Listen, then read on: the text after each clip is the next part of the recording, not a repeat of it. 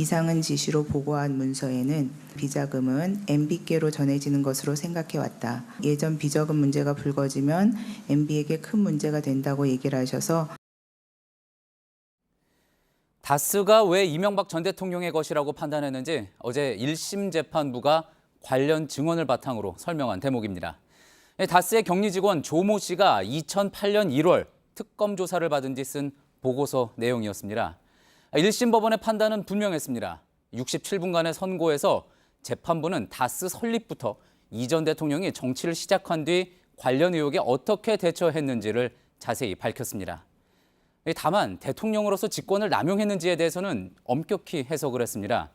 지금부터는 재판부의 선고 내용을 하나하나 분석해 전해드리겠습니다. 먼저 김선미 기자의 보도입니다. 이명박 전 대통령과 다스의 수상한 관계가 처음 드러난 건 1996년입니다. 15대 국회의원 시절 비서관이 여론조사 비용을 다스 전신회사로부터 받았다고 폭로한 겁니다. 이 사건으로 이 전 대통령은 벌금형을 선고받고 당선이 무효됐습니다.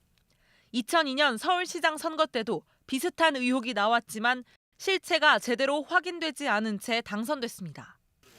검찰 수사가 본격 시작된 건 2007년 대선 경선 후보 시절 다스 설립 자금이 나온 도곡동 땅에 대한 논란이 불거지면서부터입니다.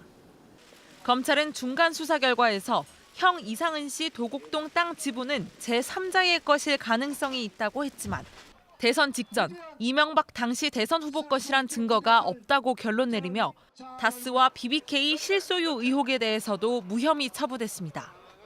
대통령 당선 이후에도 BBK 정호영 특검팀과 내곡동 사저 이광범 특검팀이 꾸려졌지만 의혹을 제대로 해소하지 못했습니다.